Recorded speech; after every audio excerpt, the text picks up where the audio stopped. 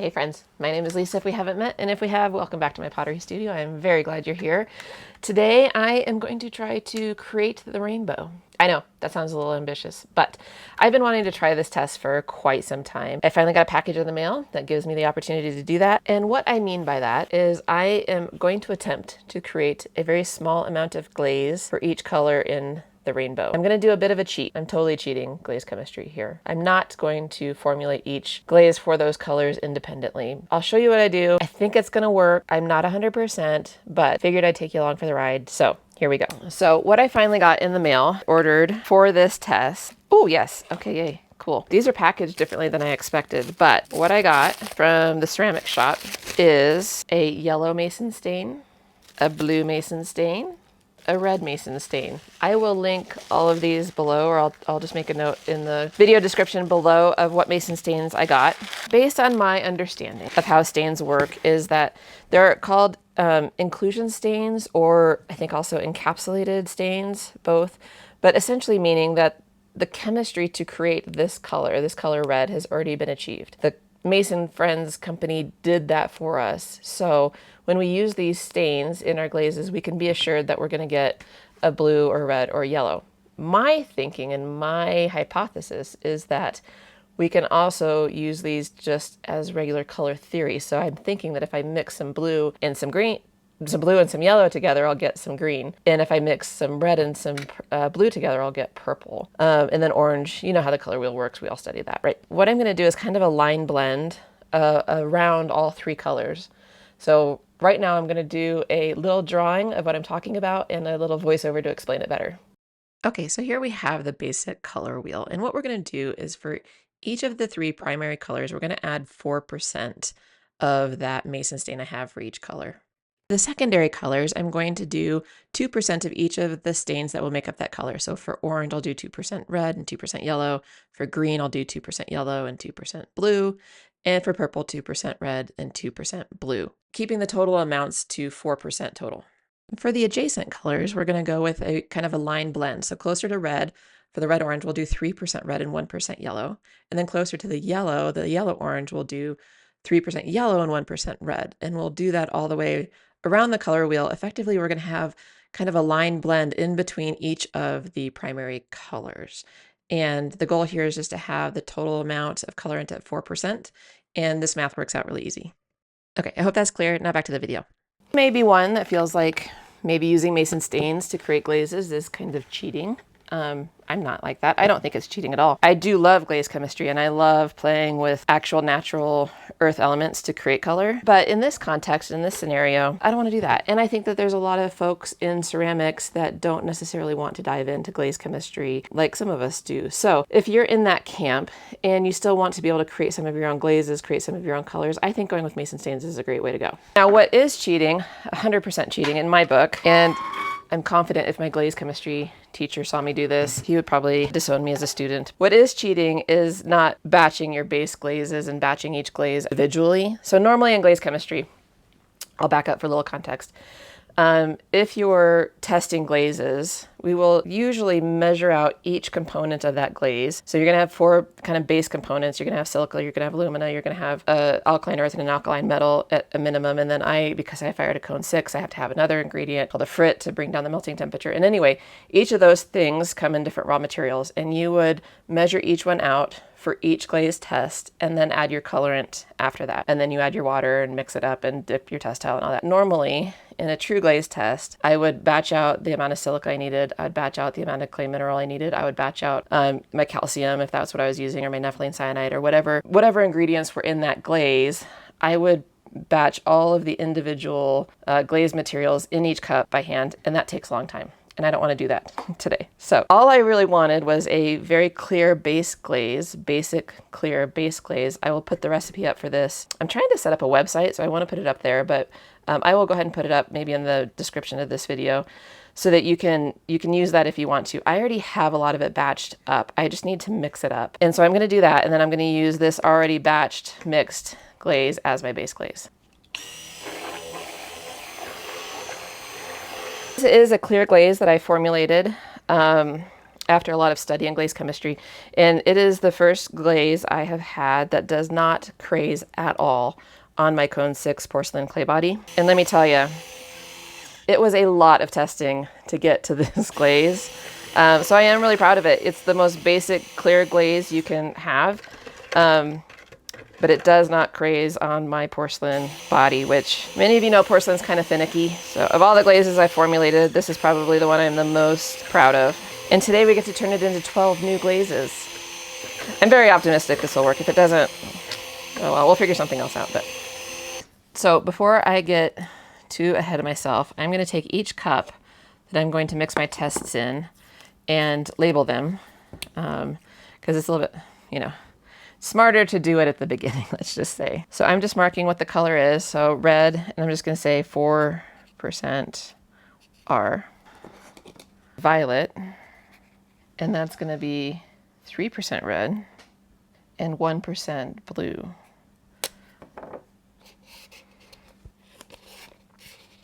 Right, I'm going to do this for all of them, so we'll skip ahead for you. I have all 12 of my cups labeled, and I'll try to keep them in some sort of order here. Each cup will have about 4% or 4 grams of colorant. It might all be yellow or blue, but then each other one is going to be some combination of yellow and red, or red and blue and yellow and blue, and we're going to create the color wheel through this line blend right now. But the total colorant in each cup is going to be about 4%. I think for mason stains that's good. I'm not 100% sure if that's going to be too strong, like too much. It kind of feels like a lot. A lot of times our colorants are very, very tiny amounts, but I think for stains, this is what I'm going to go with. I did 6% on those, on the slip dipped salt and pepper shakers that I made, if you remember those, or go back a couple videos. So in the slip, I used like 6%, I think was what I went with. Anyway, it didn't seem too strong there. So this is what I'm going to go with. We'll see what comes out. Now, because I am the mother and creator of this craze-free clear glaze that I've got, I know a lot of things about it, but one thing that I know for sure is that I used 80% water. And now that means for every 100 grams of dry weight, I added 80 grams of water. So in my mind, if I batch out 180 grams of this glaze in each cup, then I basically have a 100 gram dry weight glaze mix to start with, and then I can add my colorants on top of that. So that's what we always do. We would typically batch out all of our dry materials, not the colorants, but everything else. We would batch it out in 100 gram increments, and then on top of that we would add our colorants and opacifiers. So this is basically the same thing, but I'm sort of cheating on the step of actually creating the base glaze, because I already have this base glaze, and I don't know. In my mind, this is going to work. It's going to be easier. I'm going to keep this nice and stirred and mixed. And what I want to do is on my scale here, I'm going to get each cup zeroed out. And then in each cup, I'm going to be looking to get 180 grams. If you want to do something similar, the best thing would be if you know like who batched the glaze that you want to use as your base, you can ask them what percentage of water content they use for it. And then if they say it's 50%, then you would do 150 grams. If they say it's 80%, you do 180 grams. So it's always good to have some like little syringes like this on hand. And I want to go as spot on as I can, but it's not going to be, obviously this isn't going to be a very perfect glaze test. So if you're shooting for perfection, I'm probably not your gal. But, truth be told, we want to get it close. And then if you have a glaze that you absolutely love, the worst thing in the world is just that you can't recreate it. So with this methodology, I feel like I could recreate this glaze pretty easily if I found one that I was just absolutely in love with and wanted to batch like 5,000 grams of it. And that's the most important thing. You can always come back later and do more refined testing, and that's my opinion. In theory, you should batch out each cup individually with the base glaze and your colorant and mix that up. More than anything with this test, I'm just trying to get a sense of if it will work, if my color theory hypothesis will work. And if it does, and there's a glaze color that I just absolutely love, I will come back and try to batch it all precisely and test it out and make sure I create a formula that I can recreate. The worst thing in the world is if you create a glaze and then you can't recreate it. If you create a glaze that you absolutely love and then you couldn't recreate it. I feel confident with this methodology that I could recreate this glaze.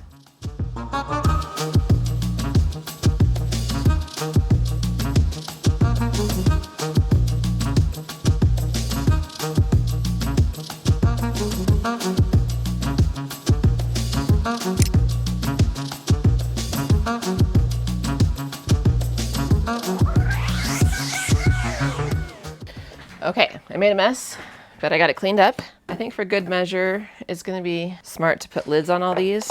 So do that. And I'm gonna try to be very methodical about adding these colorants. So like if I get the blue out, I'll batch out everything that has blue in it. I am gonna put gloves on as I work with these mason stains, just because without looking it up, I don't know exactly what materials are in them. In my glazes, I know what's in them and I know which ones I need to be more cautious about. But with these guys, I don't really know. So I'm gonna start with blue, and these are all of my cups that need some level of blue stain. I'll start with the first one here, which is just 4% blue. So that means I'm gonna add 4 grams of blue. Now, just a reminder, our glazes, all these glazes are batched out in 100-gram increments. It's 100 grams of dry weight. That's kind of standard for how we test glazes. Then glazes will have a certain percentage of water that they work best at. That is usually noted somewhere in the glaze recipe, or if you batched it yourself, you know. If you're buying a commercial clear glaze, they'll probably tell you in the instructions how much water to add. But with that knowledge, I was able to batch these out even though they're already mixed and wet. I can use my previous self's efforts in batching this glaze to do this line blend test with the color wheel here. So what I'm shooting for on this first one is 4 grams of blue. And then what I'm gonna do is batch all of the colorants, and then I'll come and mix them up. Blue-green, I'm going to need 3 grams of blue.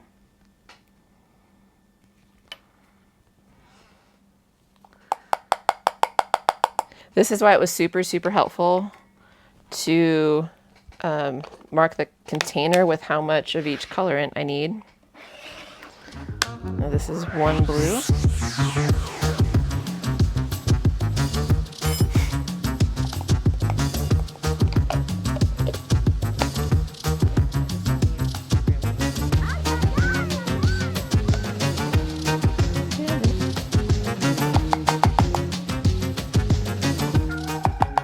You might be asking yourself if I should be wearing a mask. Kind of asking myself right now if I should be wearing a mask too. I do when I'm mixing, like batching bigger quantities of stuff, because there's more, it kicks up more like dust into the air. I guess sometimes when I'm doing little things like this, I don't think it's as big a deal, but I could be wrong.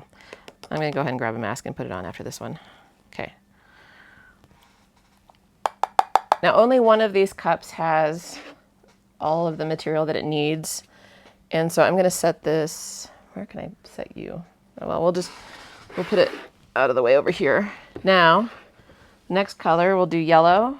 I've got a new cup, I've got a new spoon, and I'm gonna find all the ones that need yellow.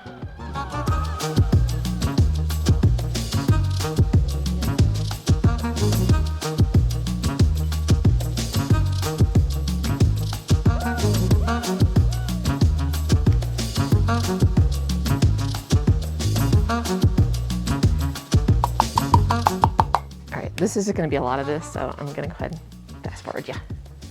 Okay, I got all of my tests here batched out. I'm going to get myself a little organized. I got 2 buckets of water because I want to clean my immersion blender in between each one, just so that one doesn't contaminate the next, and I don't want to go back and forth to the sink a lot. So I've got my water buckets here. As I mix each one, I'm going to write on the bottom of my test tile which glaze it is. So this is the blue violet. Then we will mix it up. We'll dip each one. Now I'm not too worried, now that all of the stain is in the liquid, I'm not worried about inhaling it, but I will still put something over my eyes. I'm going to put this down when I do it, but I'm just using my immersion blender in here like that. Just giving it a quick zap to get that colorant kind of all mixed in. I don't want to wait too long to dip it because I don't want anything to settle, but I'm going to do a 6-second dip. 2 1,000, 3 1,000, 4 1,000, 5 1,000, 6 1,000. Okay. We have our first tile ready for the kiln. I remember in one of my glaze classes, a friend of mine was working on a small project, and I can't remember what it was exactly. I think it was maybe like a piggy bank or something, and she just needed like the tiniest amount, like just a small amount of like a green for the pig's eyes and then a small amount of pink for the nose. And the only way she could get that was to actually buy a full jar, a full pint of each of those colors from the studio. And it was kind of ridiculous, right?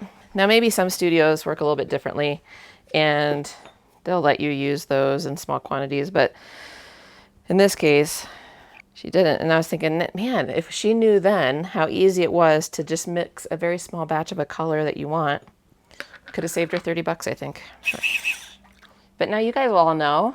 I mean, I'm being presumptive that this will work, but I do think it's going to work, so. Okay, I'm going to mix the rest of these. I will put you on a time lapse so you can watch.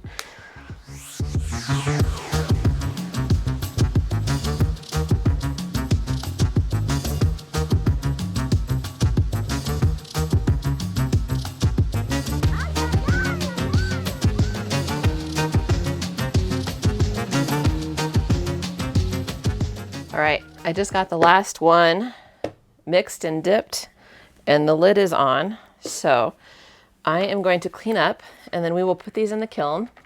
And then I have to wait. You guys don't have to wait, but I have to wait. We'll see if I am successful in recreating the color wheel as I think I am. I mean, I feel like it should work, but kind of looking at them, I'm not 100% sure. So we will see.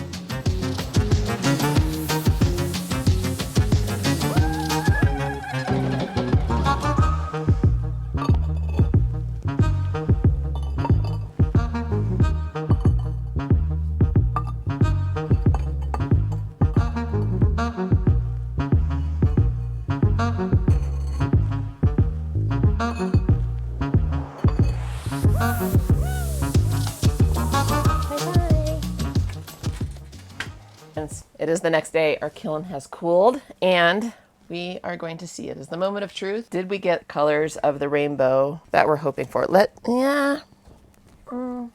First pass. So I'm seeing a lot of pink and a lot of blue.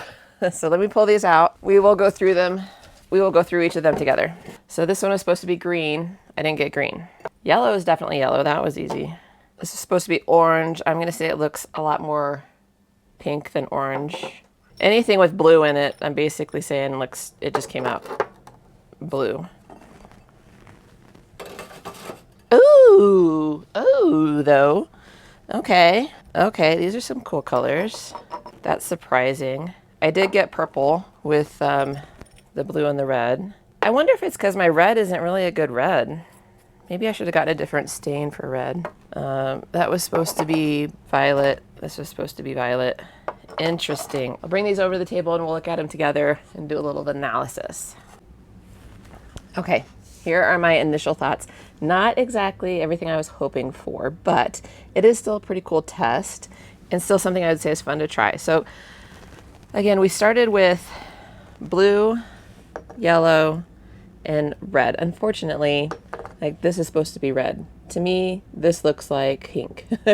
It's like a peachy pink. So I think that some of my results are just because this mason stain, even though it was advertised as red, it's not a very red in my opinion. So that probably had a big impact on things.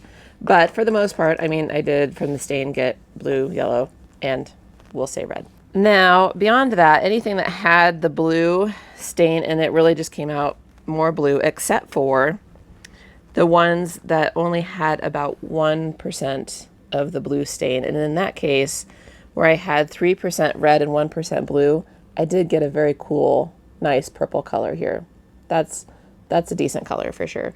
And then where I had 1% blue and 3% yellow, I got a very cool green. So that would have been expected, right? That would be the two secondary colors that I'd be hoping to get would be a purple and a green. And they came out as a very pretty purple and green. I'm not complaining about that.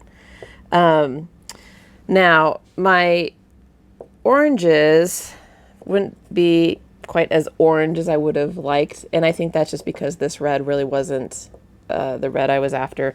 But I did get kind of a cool a yellow orange here. This was the 3% yellow and 1% red. But the other two that should have been a little bit more orange just came out another varying shade of the same kind of pink color that I thought was going to be red. So all in all, I didn't get like a green, like a grassy green color from the yellow and blue like I thought I might, but this is still a beautiful green. I will still take that as a fun glaze color. All the blues kind of being really blue, that's not too surprising because cobalt, if you get into glaze chemistry and glaze testing, you do anything with cobalt, it takes a very minimal amount and everything is blue. Like, it is hard to get anything other than this same like royal blue color. It's like the easiest color in glaze chemistry to create is this royal blue. And it's just because it's a very powerful colorant. So I'm not too surprised that we got this, but I am really happy. I mean, all in all, I got, we'll say a red, we're gonna pretend, red, close to an orange, definitely a bright yellow, red, orange, yellow, green, blue, purple. So if you look at it this way, I totally got a rainbow. I didn't get the whole color wheel, but I got a good rainbow of colors. Final thoughts on this, but before that, if you found this helpful, I would love it if you gave me a subscribe. I really appreciate it. I also love getting comments. So if you have any questions, please reach out. I try to respond to all the comments and questions that I get, but I absolutely love hearing from you. So, but final thoughts on this, I would maybe try this again. Maybe I'll try it again, but I would get a different red. This mason stain was called coral red, and honestly, it's not really, I wouldn't classify this as a red. I'd classify it as like a peachy pink almost, not very dark. Maybe if I went up, I might do a quick test with this and just do like 8% of this color and see if that gets it to a deeper red. So I might try that. If I do, I will share that with you later in another video. But that was probably the main problem with not getting all of the colors that I was hoping for. Also, for the blue, I would maybe do like half of the amount of colorant of blue. You can get different mason stains, of course. They have a variety of different colors to play with if you want to try this on your own. All in all, I think it was a successful glaze test, and it was a pretty easy, approachable one if you've never done any glaze testing before. I would definitely give this a shot. Anyway, I hope you found it helpful. I'm going to leave you here today, but let me know if you have any questions in the comments below, and I appreciate you. Thank you so much for watching, and we'll see you on the next one. Bye, guys.